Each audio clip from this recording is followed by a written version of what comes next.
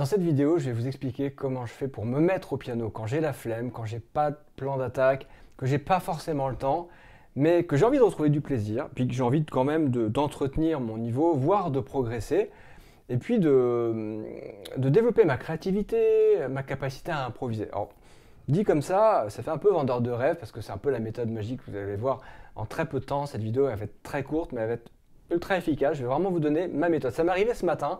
J'étais dans mon canapé, vraiment la flemme. Et puis, je me suis dit, c'est pas possible, qu'est-ce que tu peux faire? Écoute de la musique. Donc je vais écouter Brad Mehldau, j'écoute sa version de Blackbird. Je vous fais écouter, parce qu'elle m'a beaucoup inspiré. Et juste à partir de cette écoute-là, en fait, j'ai fait une demi-heure de piano et je me suis éclaté, j'ai progressé.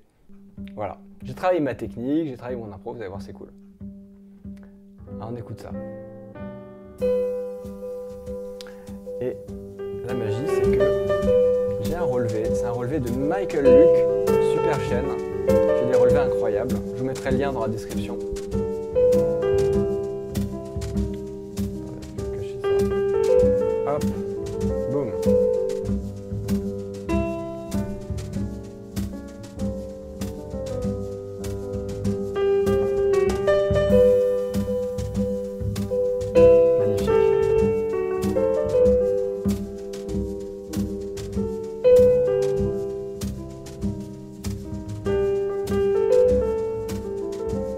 Le passage qui m'a inspiré, c'est celui-là.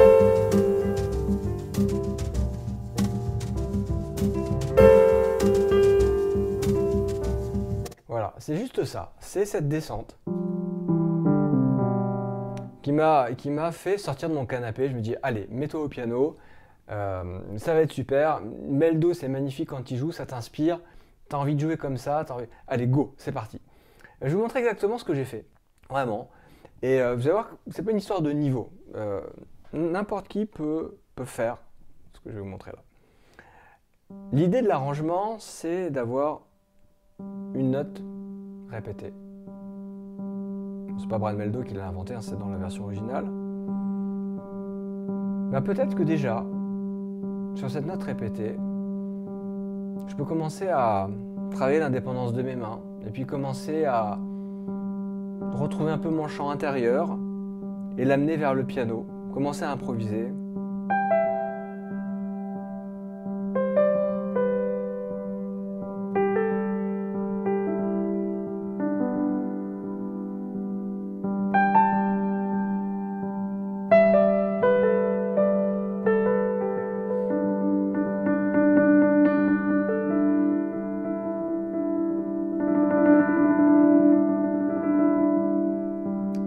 Je m'échauffe, je reprends contact avec le piano. Je me mets beaucoup de pédales, j'ai envie d'être baigné dans le son.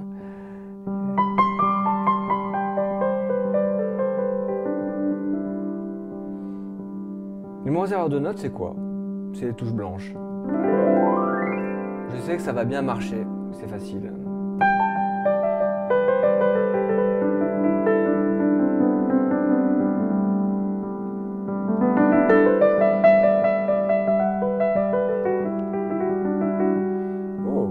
Le fa dièse est arrivé, j'ai le droit de le faire. Ma contrainte au début c'était juste les touches blanches, mais s'il y a d'autres notes qui viennent, pourquoi je m'en priverais?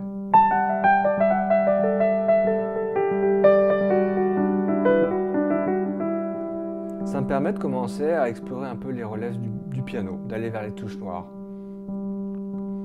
Voilà. C'est tout bête, mais déjà quand j'ai fait ça, ça a complètement changé mon ambiance intérieure.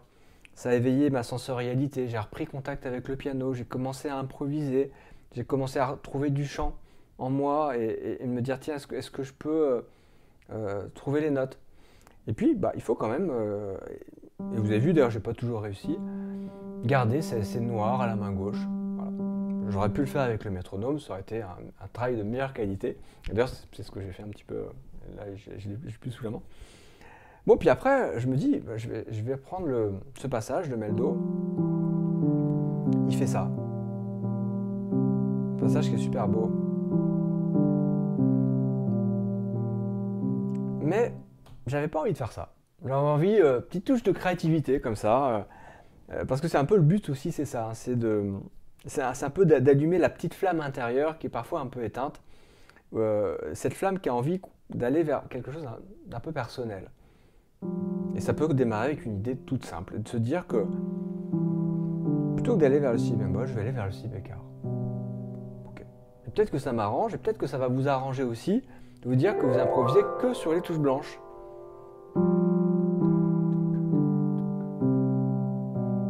Et puis je vais le faire 4 fois.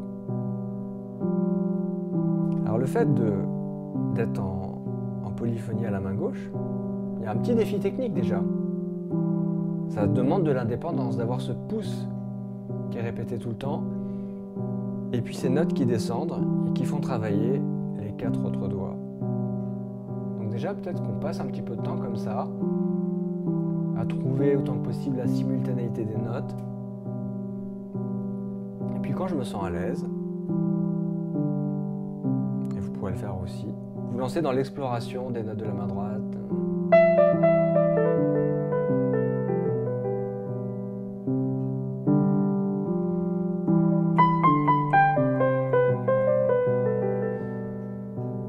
Vous avez peut-être entendu au tour d'avant, je suis pas resté 4 temps sur le si, j'ai fait ça.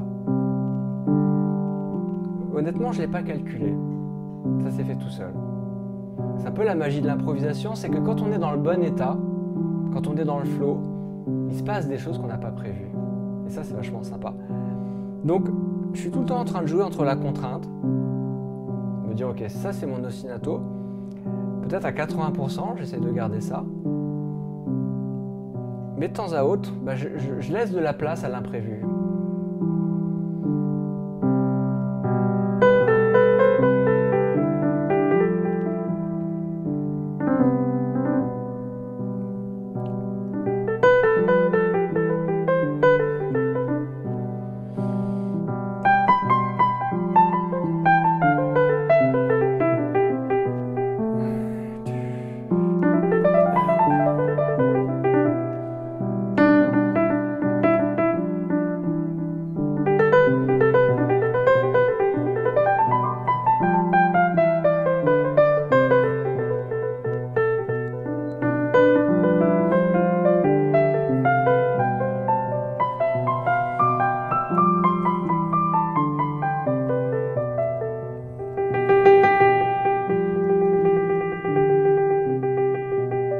Voilà, puis j'en profite pour aussi chercher des gestes pianistiques à la main droite, là, un peu les notes répétées, des arpèges. À un moment donné, j'ai essayé de partir un peu en phrase rapide, et puis, ah là là, ça n'a pas trop marché.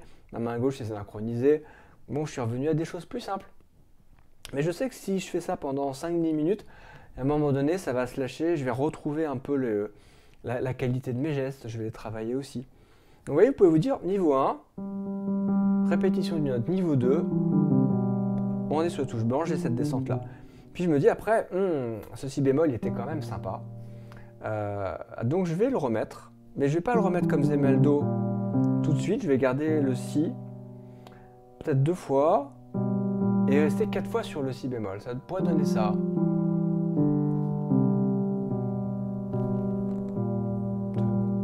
Ouais, ça me plaît bien.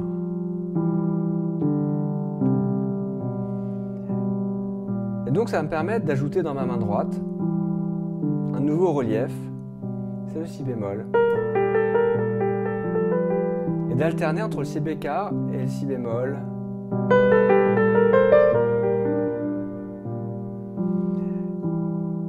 Et je me dis que sur le si bémol à main gauche, je vais même pouvoir ajouter une note, c'est le mi bémol. Ça va assombrir un petit peu le...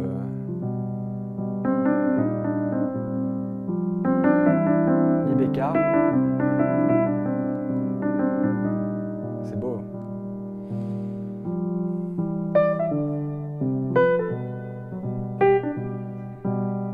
Ok, le si bémol n'est pas arrivé, c'est pas grave.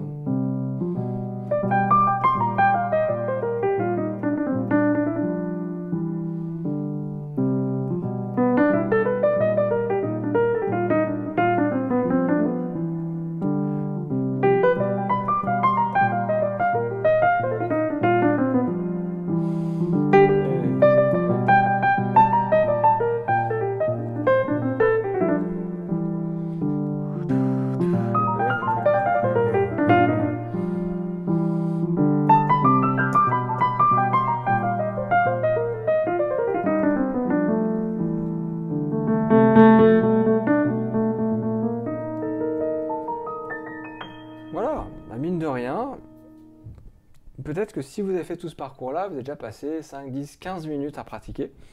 Et c'est vraiment chouette. Et alors, tiens, on pourrait aller un petit peu plus loin et se dire, finalement, c'est quoi le principe de cet arrangement? C'est une note qui reste et des notes mobiles.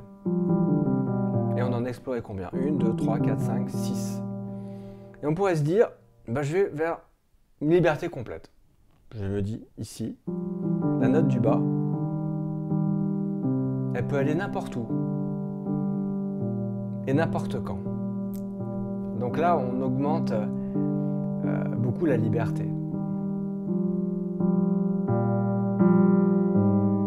Donc c'est une bonne occasion aussi de travailler l'oreille, d'entendre des nouvelles couleurs, de repérer ce qui nous inspire, ce qu'on a envie de garder.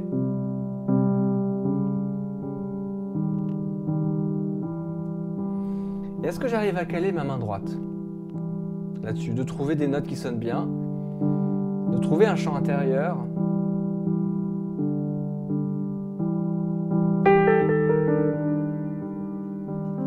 Peut-être qu'au début, il ne faut pas changer trop souvent.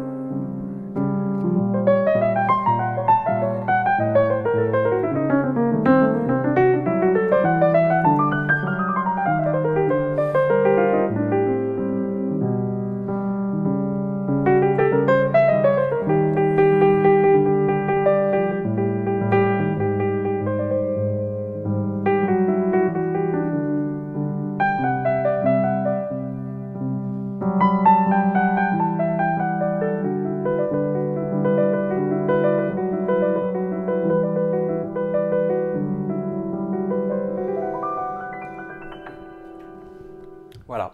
Ça, c'est vraiment la recette de la flemme, parce que c'est la recette qui donne le starter, qui donne envie de se mettre au piano, et tout d'un coup, bah, le temps est passé super vite. On a passé une demi-heure au piano, on s'est fait plaisir, on a improvisé, on a exploré des sonorités, on a travaillé des gestes pianistiques.